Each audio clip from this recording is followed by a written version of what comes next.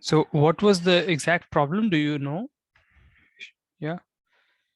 Can you tell me the exact problem? It was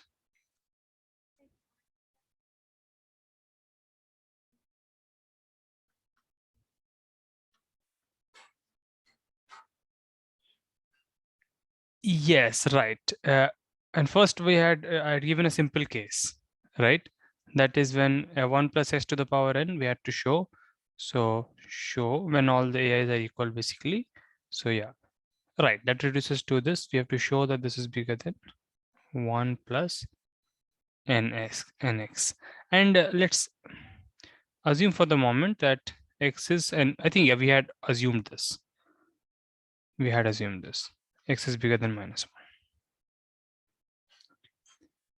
1. So yeah, so have you tried this?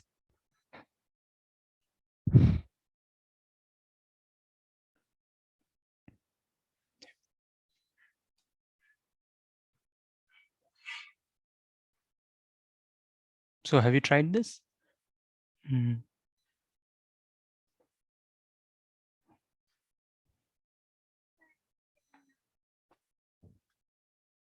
Okay. We tried. Okay. Um, but we did the small cases, right? So we saw that 1 plus x squared is bigger than 1 plus 2x. Just 1 second, my tab has a lot of dust on it. Okay. We saw this, and we also saw for n equal to 3. Okay, so these two, you agree that we know this is true, these two. Okay, these two we just expand and you can just check, and we don't, x need not be positive. X is bigger than equal to bigger than minus 1. Okay, now how do you prove it for bigger cases? Could you do it for n equal to 4? Let's see. Okay, this should not be difficult because you can just expand, right? Just apply the binomial theorem and expand. So what will the expansion be?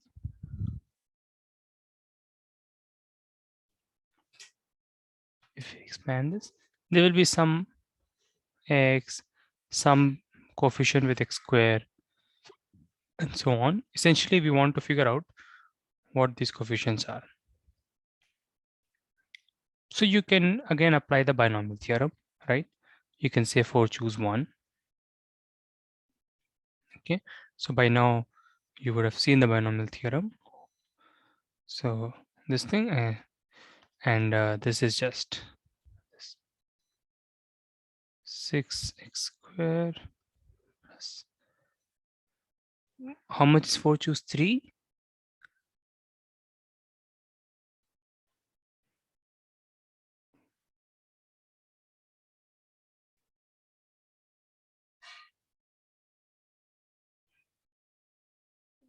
4, yeah, right, perfect.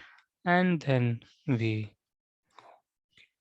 now we want to show this is bigger than 1 plus 4x. Let's see, try this. Try to show this is bigger than 1 plus 4x.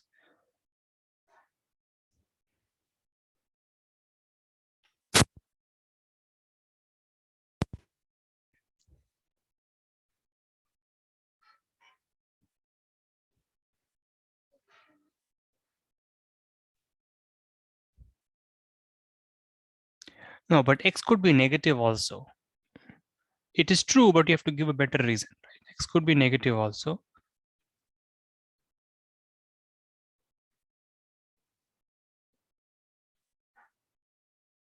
But 4x cube is negative.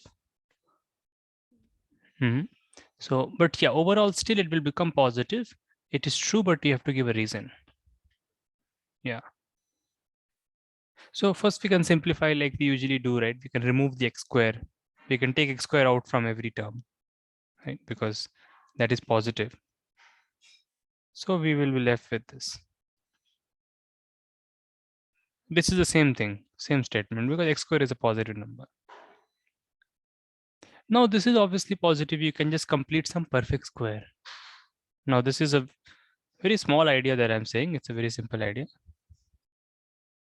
Right? You can create this perfect square. Right? Right? This very simple idea of creating a perfect square is the key to proving a lot of inequalities. Okay. So you see this is this, which is true. So we just made it, we kind of assured ourselves. I mean, it seemed true, but we have assured ourselves now. Okay. And yeah. And note that we did not use the fact that x is bigger than -1. Yeah. X bigger than -1 is not used. So we have kind of, seems like we have proved it for every x. Okay. But as you said in the beginning of the class, you didn't get any idea for the higher cases. And the reason is because maybe because there is no pattern in the method, right? You just arbitrarily doing. We did this by, I mean, the key is we are using binomial theorem, but there is no pattern. I mean, higher numbers, how will you show, like, how will you create these squares and so on? There's no guarantee. So I don't know, right? I mean, it doesn't seem like there is a pattern. So we have to go to a different method. We have to try out a different method. But I would suggest you to do this explicitly, um, prove, do the calculations. It will be a good application and just a practice of binomial theorem also, and also creating completing squares and so on. Prove explicitly means by applying the binomial theorem, expanding, and then showing the quantity is positive. That prove explicitly for n equal to 5 and 6. Okay, can you do this? Okay, just do this for homework. Okay. Okay, because this will be very useful, good practice, because this technique of creating squares, finding perfect squares, and you have to create several perfect squares because n equal to 5 and 6. So just do this, but we have to find a good method. This will not go, this doesn't seem to work. So need a general method.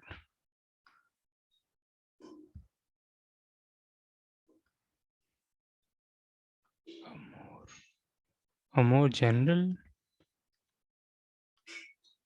technique is needed, which is in our scope. We obviously, these things can be done by calculus, but you see the kind of statement this is, you would see that we want to basically prove something for all n. Okay, look at the type of statement, type of this question.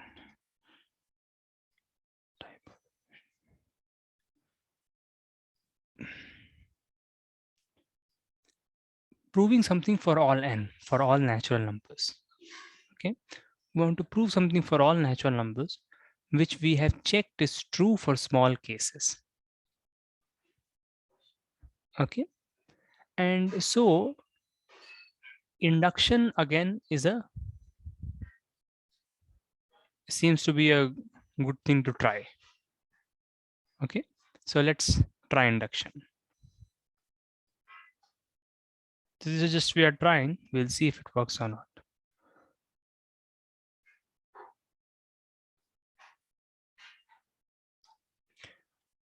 So can you tell me what should be the general, what should be the bigger, just a summary of how we should go about it if we are doing by induction?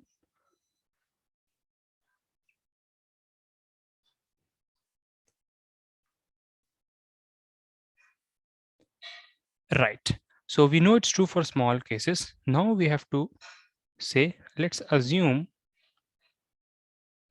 something means assume for some k.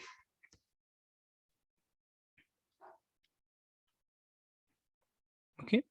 And with this assumption, we will try to prove, we're just saying prove here, we will prove that it is true for k plus 1 also.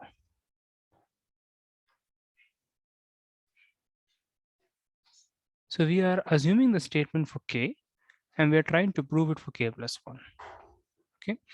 Now, note one thing again, this is just, I'm repeating this point, is we are not assuming anything special about k.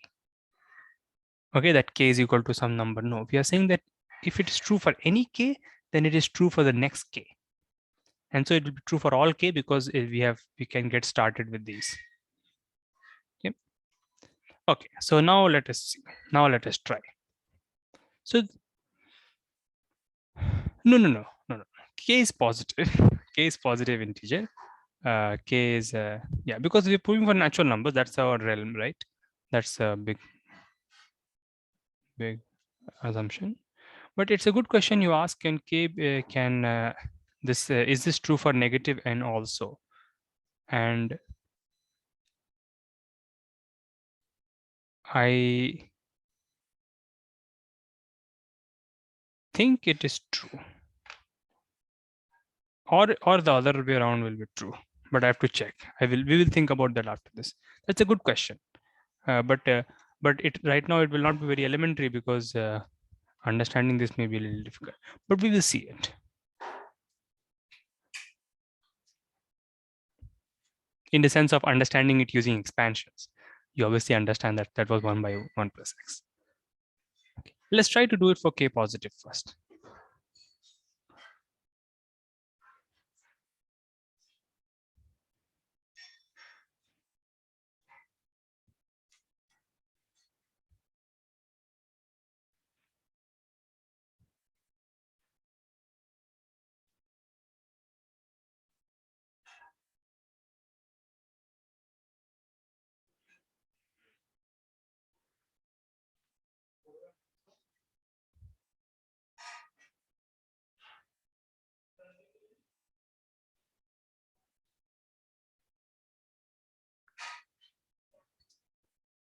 So let's focus on this. You have this assumption and you want to prove the next thing. How do you jump from the assumption to this? What manipulations do you do?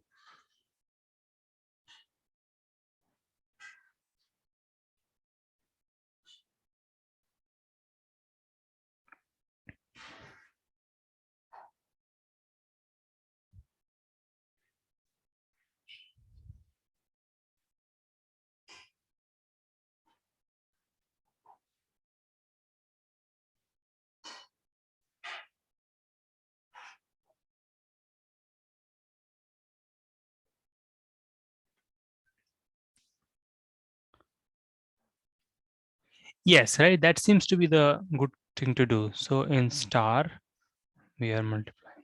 Yeah, we can do that. And let's see what happens.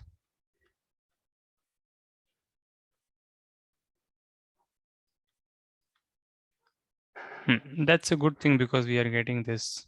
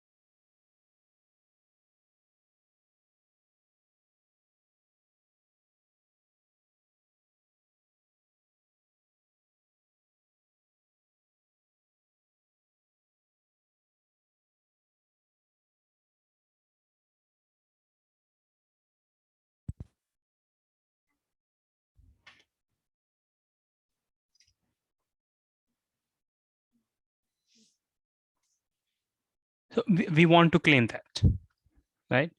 Yeah. So I'll just write here, want to show. So because we don't know if this is true, but it will be good enough for us and we want to show this. Now, but you can check it if it is true or not. So, okay. Last time we had seen it is not always true. This kind of statement. Let's check it. Let's check it. Let's not go by last time. Let's check it. So if you expand this, then what do you get on the left side? Okay, maybe I'm sorry. Yeah, this is k positive. Sorry. So yes, you are right. K is positive. Sorry. So you get this. Then what had we seen? Something. Anyways, yeah, I'm just shouldn't think like that. Memories. Now we have this kx square and kx square is positive. Oh, it's very simple. Oh, I thought there will be a twist. I was thinking of something. So it's done, right? Yeah, nice. You see, this is induction, right? Induction is such an interesting tool, and it is no magic. It is no magic because you see, you can now mimic this to prove for n equal to 5 from n equal to 4, right? We can just mimic this step and prove for n equal to 5 from n equal to 4. Like if you have to, obviously, when I say prove explicitly, I mean you have to apply that's the homework, but I'm saying that this technique, this also gives you a technique to prove things for the next thing, actually prove, right? They're actually proving. So like, yeah, like if you know for 1 plus s to the power 4, then you can just apply this method and prove for 1 plus s to the power 5, like a proper proof, an explicit proof in front. No need to assume. But yeah, but this is now it's very magical because we write it in k and k plus 1, right? So it becomes much more cleaner. So we can see, okay, what manipulation I have to make and so on. So you see, this is the very good trick. So yeah, okay. Now I want to, yeah, 1 minute. Just wanted to check one thing. Okay, so but you would have noticed one thing here, that we have assumed that, did we use the fact that 1 plus x is positive? Yes, right? So we have used that. So we have used, in this proof, we used 1 plus x is positive. That has to be remembered. We are using that very strongly. Okay. Now let us come to the questions that we asked from here in between and observed also. So let me remove this. So the two questions were, is it true when, what is true when n is negative in this case? And do we need the assumption 1 plus x to be positive? Okay. So, okay, let me remove all this because it's clear it up. So let me write what we know. We know that for all natural numbers and any x that is bigger than minus 1, 1 plus x to the power n is bigger than 1 plus nx. This is a very powerful result. This is the elementary form of the Bernoulli's theorem. This is the basic version. But this is the main. Others you can prove by similar techniques. But let's see. Seen this? Now, first I would like to ask this question. If x is, like, what can be said?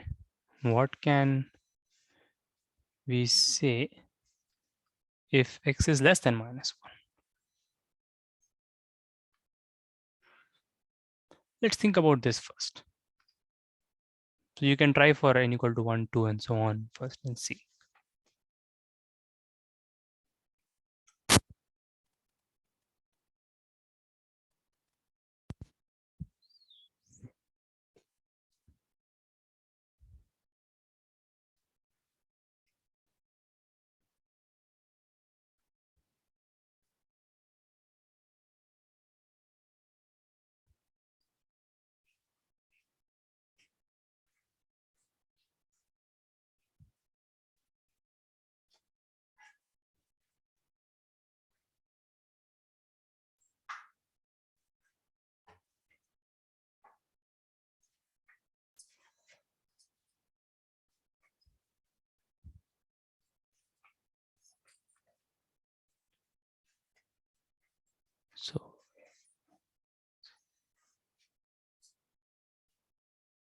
So this is true. This we know. For 3, you can check.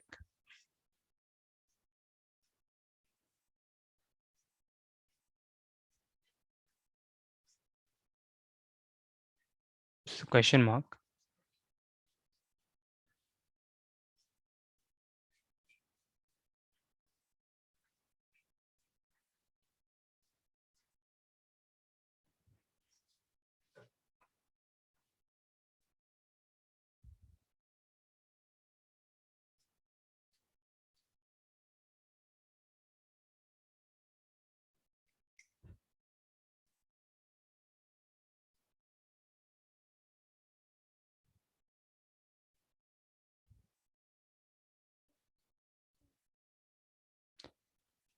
Okay, oh yes, for 3 is always correct.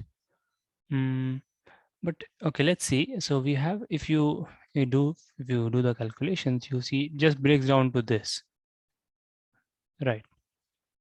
Comes down to this after cancellations, and this comes down to x plus. Oh yeah, I think you are correct. X, x plus 3 is no. This is not correct, right? Sorry. So you agree that these are the same things. Yeah.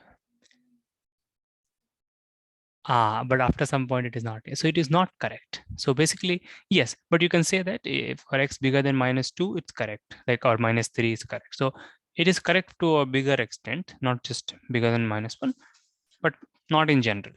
Yeah. So it doesn't work for 3. So I'll just say no, because in our context, if you are doing no. For n equal to 4, we have seen it is correct. That was kind of came in the proof that we did. That was the advantage of an explicit proof. You see, it was correct. So this is yes. So here I will just remove. Let's replace it by x in reals. Basically, I'm trying to ask for all reals. Or maybe I can put like this also. So that, so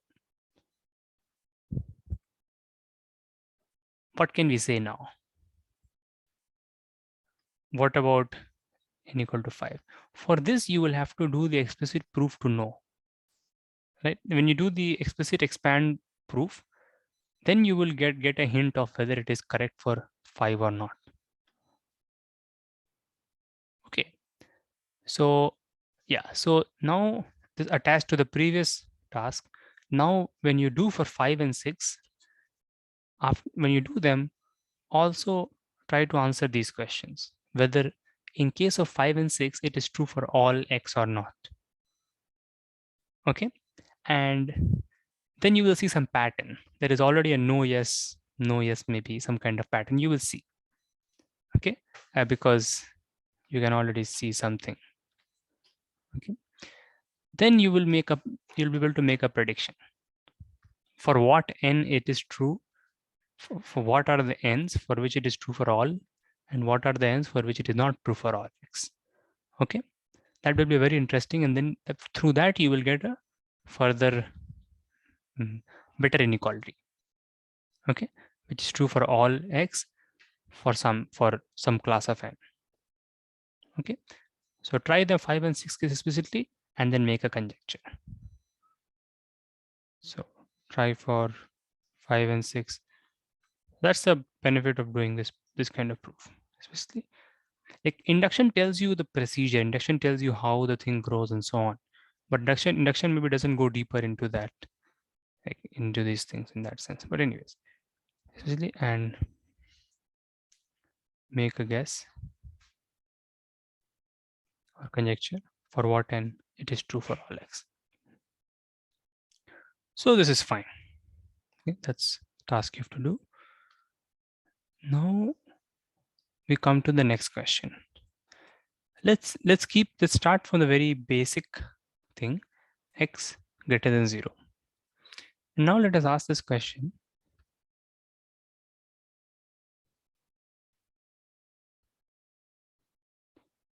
So question mark. So you see, this is just the inequality for n equal to -1. I'm just trying.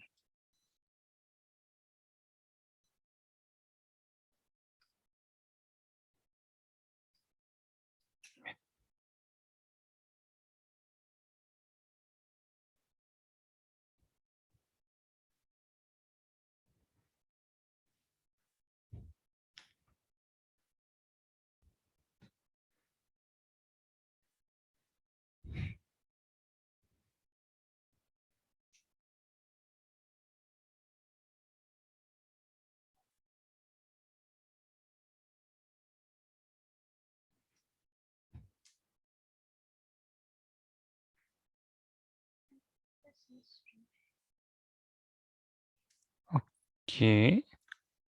Is it true for all numbers?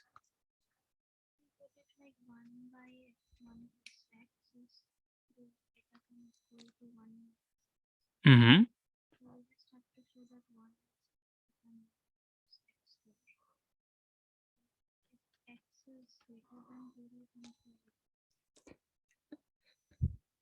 Right. That's right.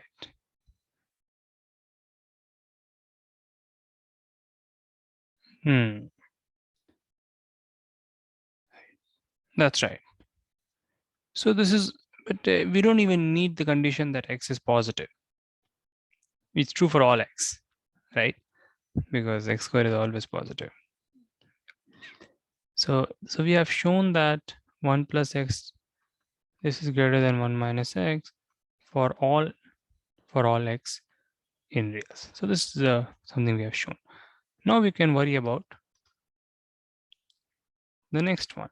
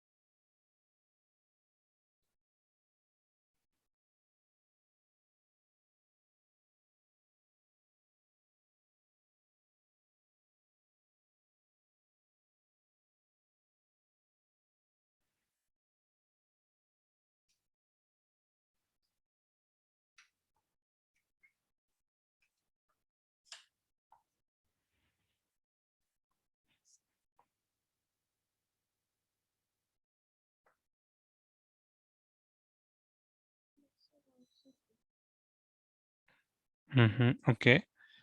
So this is you're saying true for all x. So how did you check it?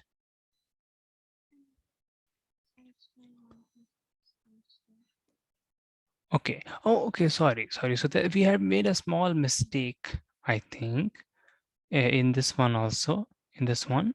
So here, when you multiply both sides by 1 plus x, you are assuming that x is bigger than -1, right?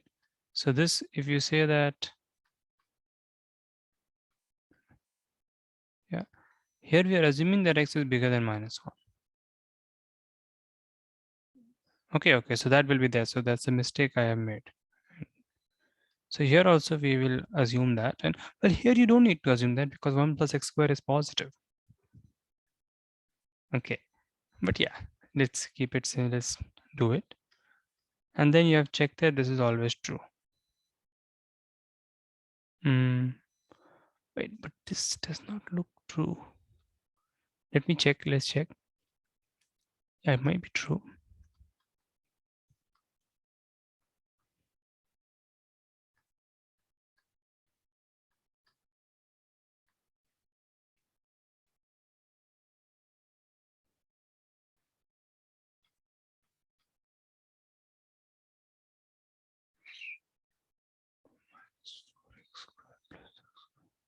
Mhm.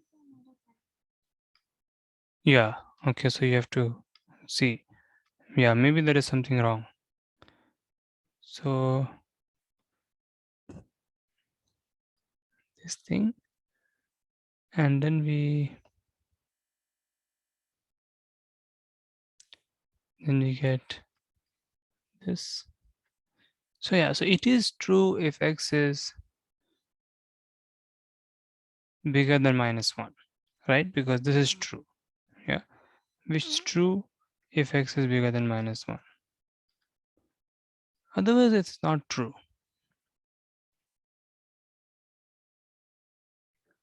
Right.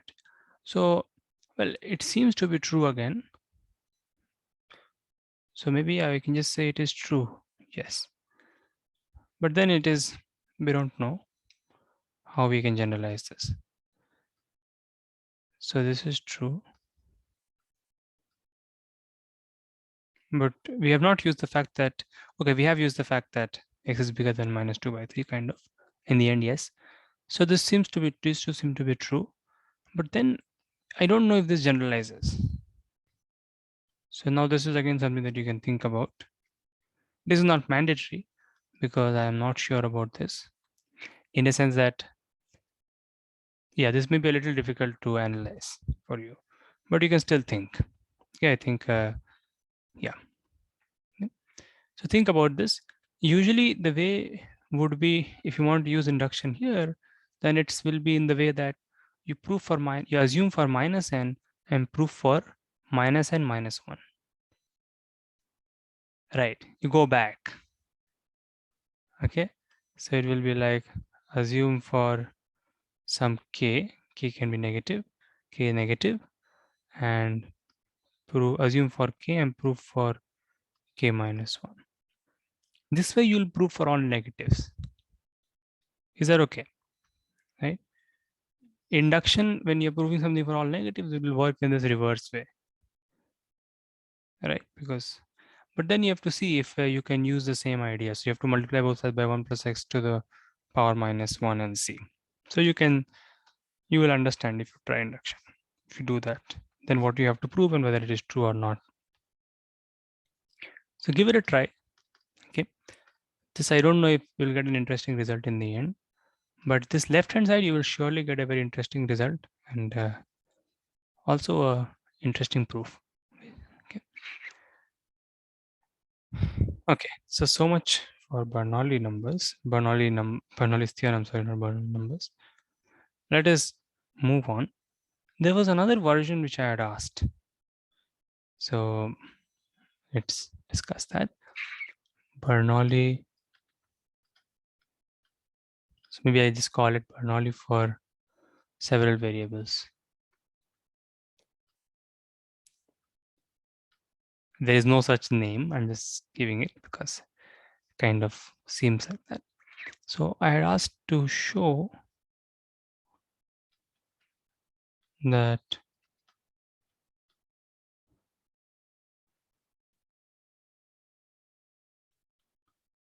this is greater than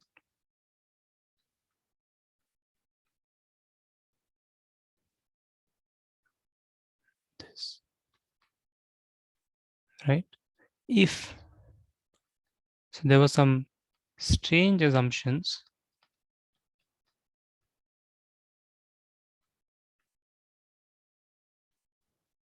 and so on. And also each AI is bigger than -1. So now you can try this now if you have not got it. Yeah, because now the induction method you can try here again.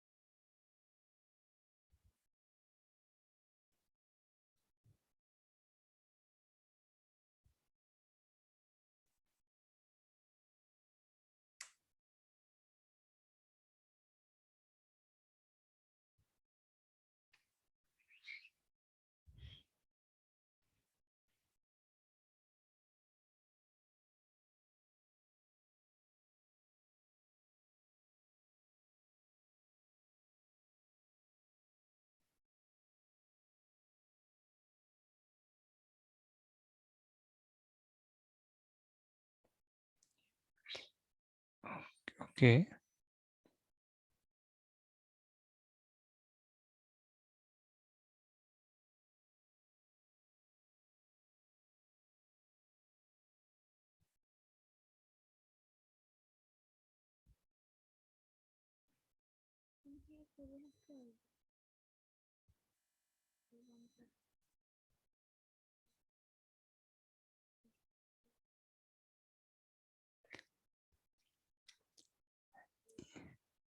Absolutely, because that is the corresponding statement for K, right? Yeah. So just if you say assume for K and you break it down, that's exactly what you get, right? So that's perfect. So let's assume, let's write that assumption. And then you know exactly how to move forward because basically what we did, you have to just multiply by 1 plus AK plus 1, right? So we assume this. And then to prove, so this is star, right? And then let's write things here clearly. So what are you going to multiply by to prove for K plus 1? Multiply both sides by 1 plus, because obviously we want to prove the statement for K plus 1. So this is a natural thing to exactly what we did earlier. So then if you do that, then we get, let's write everything clearly. Like this is how you have to write if you're writing in an exam test. So this is, and then this we know, let me write this, because this just follows when we multiply our assumption by this thing. Now what do we want to show? We want to show, so what should we write here?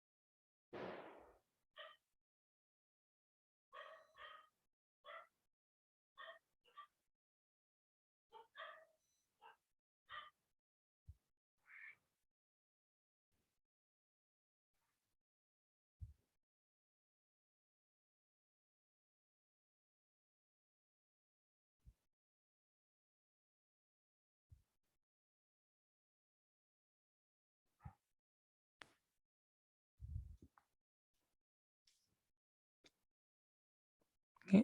So I think maybe I've skipped a step here, which I should write. So you will be writing like, okay, assume for K and prove for K plus 1, right? So we want to prove this. So if you write what you want to prove, then it will be clear.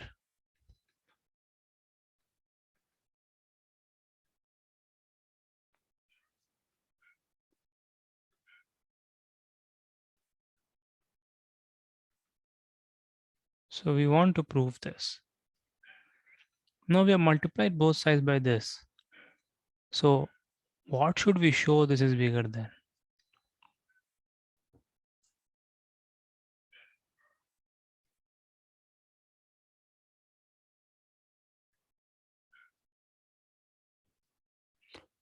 Yes, right? This RHS. Yeah. We want to show that this is bigger than.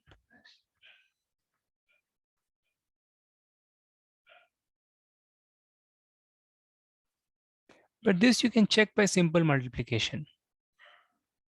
Sorry. So I'm writing it wrong, right?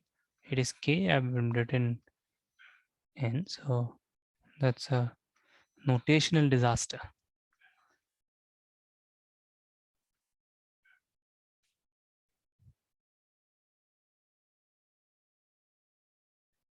Okay.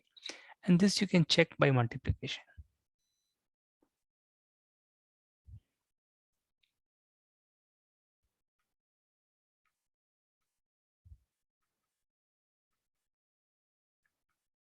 Okay. And remember, we are using the fact that A1 to AK is positive, right? We are using the fact that this is positive. That's why we are multiplying both sides. So that is used. So it's worth noting. It should be K. So then you see, and this what I said, you can check for multiplication. You can also just see that it is basically the same problem for n equal to 2 for the case of two variables, right? Because you can basically treat this as one chunk from A1 to AK. And then if you write it, what you have to prove, it's basically the problem for n equal to 2 for two variables.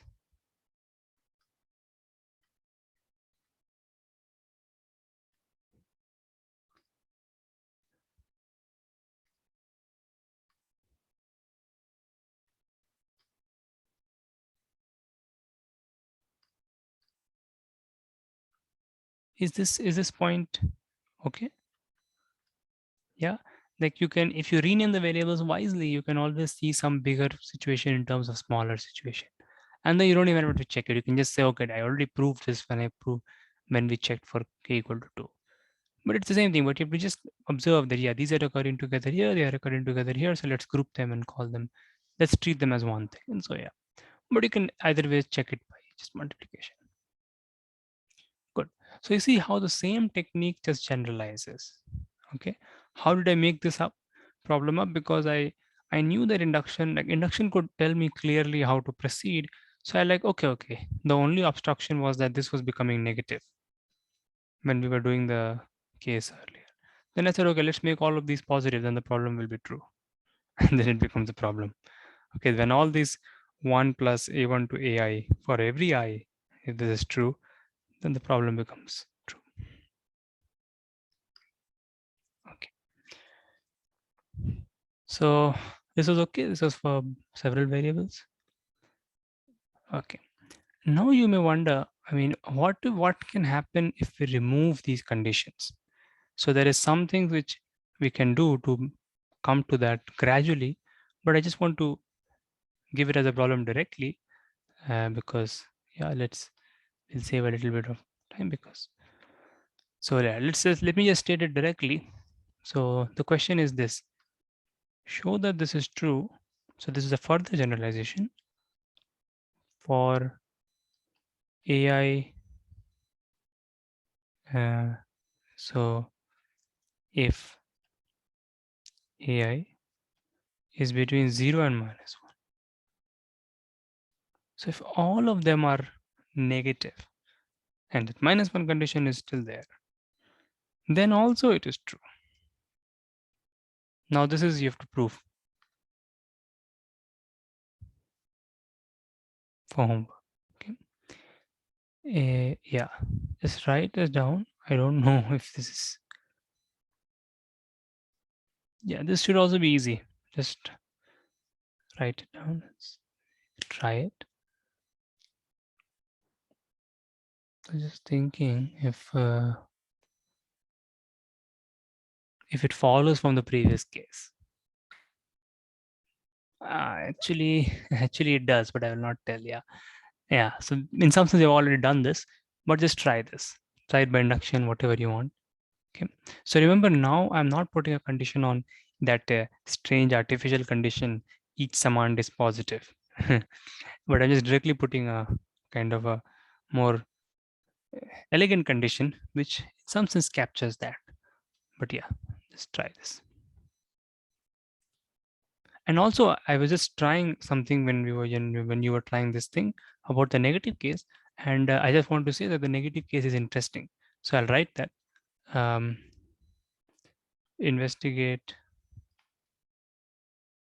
I was just trying it with some induction, and I got this. Sorry, I don't want to writing the solution. Investigate 1 plus x to the power minus n is bigger than 1. Or I can just write n negative, but yeah, same thing. Investigate this. This is interesting. Something general can be said. You will see. Yeah. Okay. So yeah, that's a lot about Bernoulli's thing. Maybe we cannot. Maybe let's not say more. There more things can be said. A lot of things can be said. So one other question that can be asked, which is it can be asked is, what can you say about um, what can you say about, for example, if I say 13 by 5? Like this is a natural question to arise.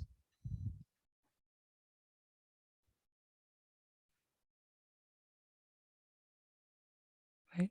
So now n is not an integer anymore. Okay. But I'm not asking you to explore this because this may become a little tricky, more tricky than maybe we need now. And or it can be done by calculus again, but we don't know that now. But we'll see all these things later. And then even for irrational numbers. Okay. So that's it for now for this topic. What is the next topic that I want to? What was the next topic? What was the other thing we were doing about? We were doing the rearrangement inequality, right?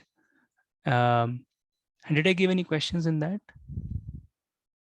last time? Some, yeah, but had we solved that or was it remaining? Yeah, we had solved that, right? And that was the rearrangement. And then I didn't give any new questions in that, right? So now here is another question which you can try. So today we just ended it early. So just try this one also. Try because don't want to start a new topic the last 10 minutes or something. So try this again. Two sets of numbers. Two sets of numbers. One set is 1 minus 13. Now we have negative numbers also in the picture. So you have to see 2, 11 minus 20. And then again we have minus 100, minus 50, 50. I'm just writing something, some random numbers, okay? So, yeah.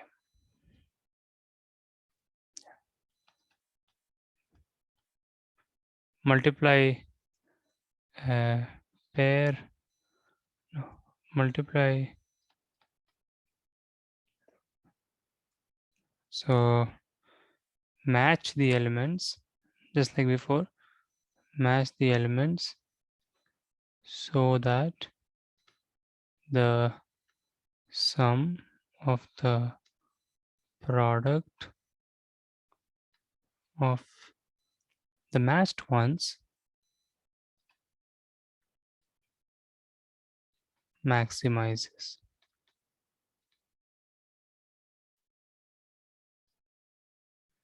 Okay, it's the same question, but now I'm just putting negative numbers and I just want you to think about this. Okay, and just see if the same thing is true or not. Okay, so just try this. And I now just remember that I just asked if there was a geometric argument. So maybe we can just try that. I don't know if we can come up with one. Let's do that because I think that's interesting. So it's a continuation of last time. So let's do it. Minute. So basically, what we were trying to show geometrically,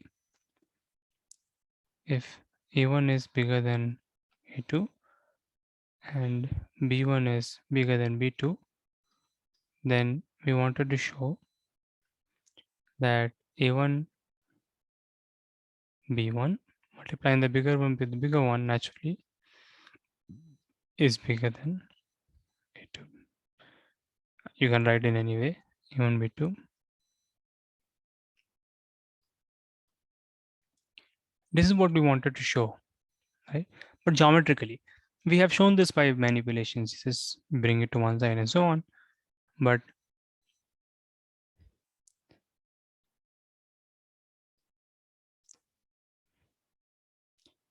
let's try to see.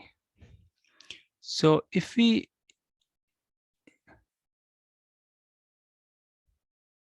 take this rectangle with base A1 and I take another rectangle which I'll make base A2. This is thing. Now we make a rectangle with base height, sorry, B1 and another with height. We want to see if there is a pictorial way to convince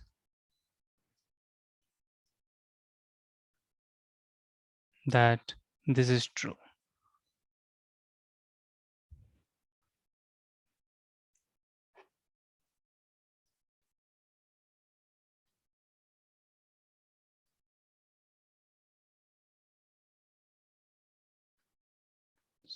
So this is area of total figure.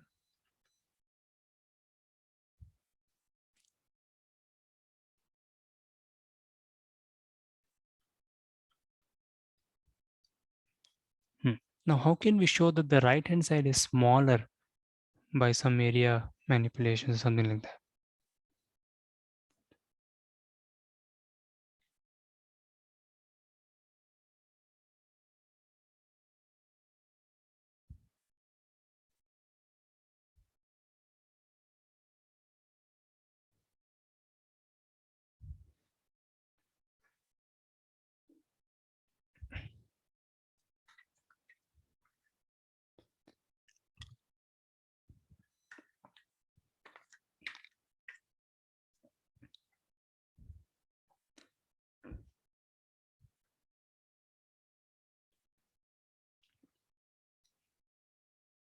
So, so is the question like, do you understand what we have to kind of do?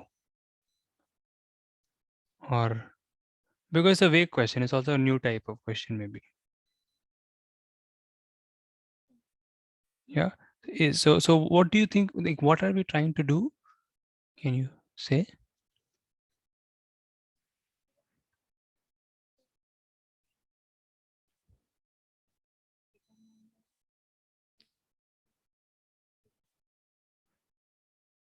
Yes.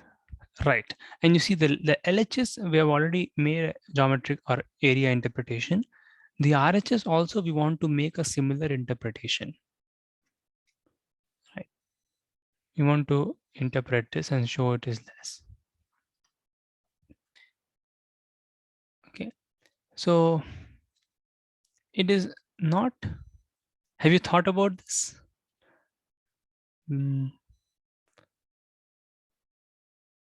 No. Okay. So I'll just say one step that I can think of, and it can be finished from here, I think, but I will leave that for you to think. You see, A1, B2 you can interpret as the area of this. Maybe I'll just do this. And you see, you can interpret as the area of this is A1, B2. This is a very powerful method for a lot of things, and also very elegant. And it leads to generalizations also. A1, B2 is this shaded part. Okay. Now, can you interpret A2, B1?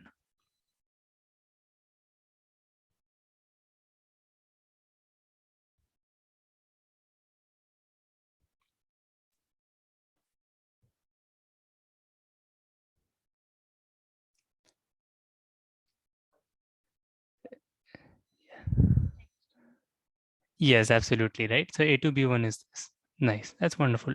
So now can you see why this is who is winning? So the only excess is the pink part, right? I mean, not excess, but kind of, which is not in the subset, not in the set. But this pink part is clearly less than the blue part. So we are done. You agree? Right? So it was almost nothing, but it's just fun. Okay. And it is good maybe to just see it.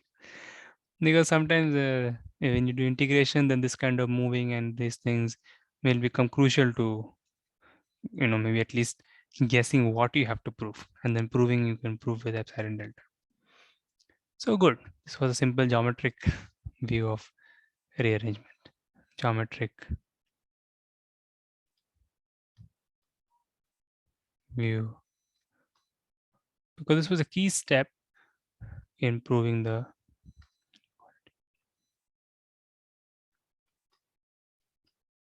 okay. And now I remember that last time I had said something wrong, which is maybe conceptually not wrong, but I was saying it as if it was computationally correct. So let me just mention it. So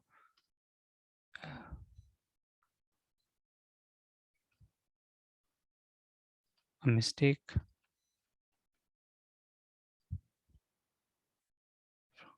last time.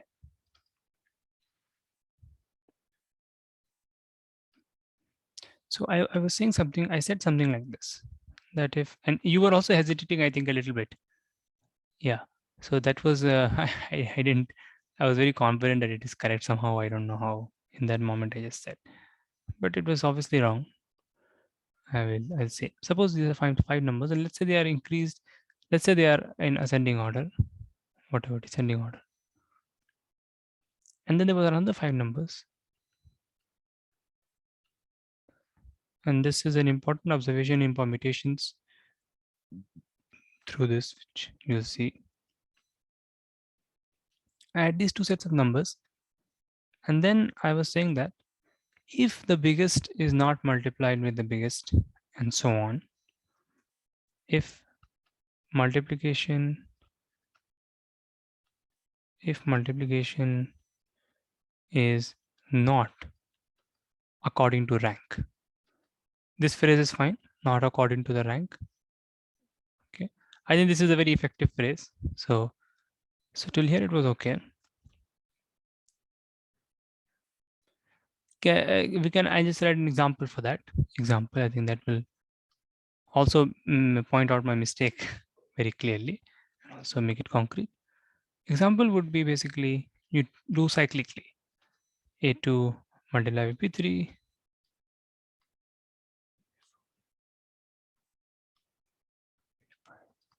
A5. This is an example where you're not multiplying with rank.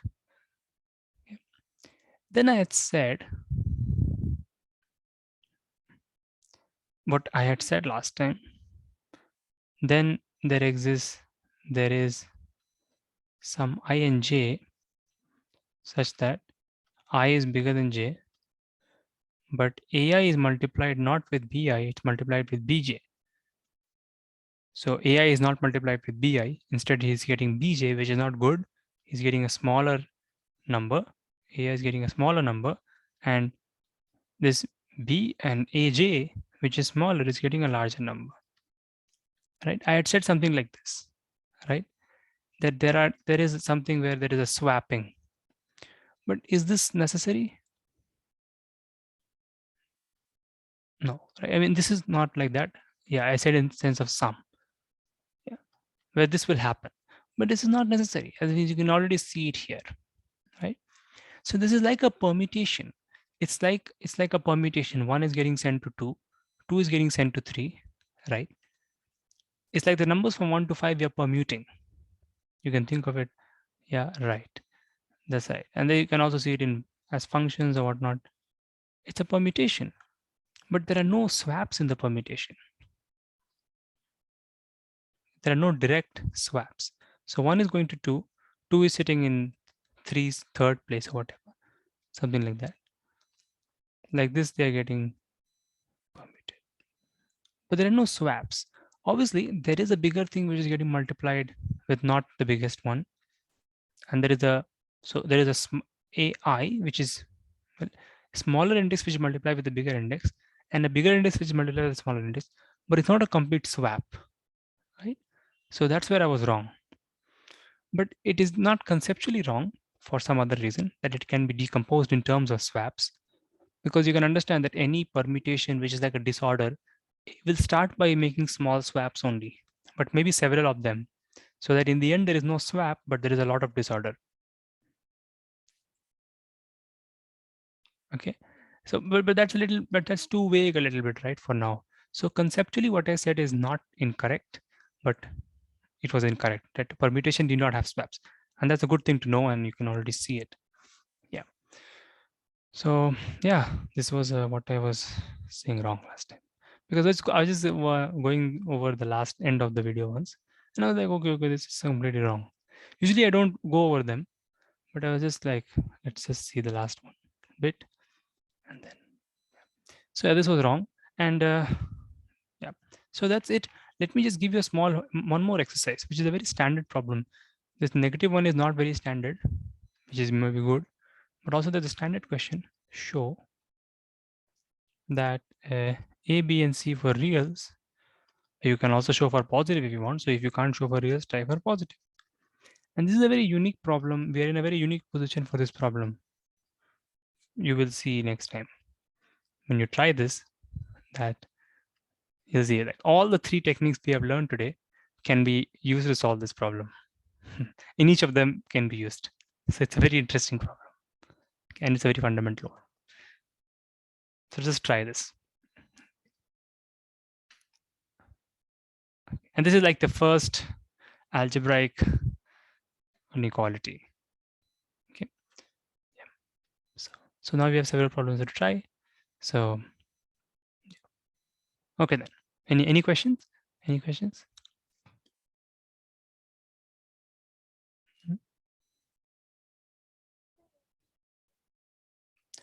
Okay, so A, B, and C are any 3 numbers, any 3 real numbers. Okay, like we have proof for A1, A2, A3. This basically, by this I mean any real. Okay. And it's such a standard inequality that in the future, if you learn any inequality, you learn many AMGM, Cauchy-Schwarz, any number, each of them can be used to prove this. It's such a, it sits in such a place. Okay, and already what we have done can be used to prove this. So yeah, so you can try for numbers and so on, and then see. Okay, so should I remove this, or have you noted them?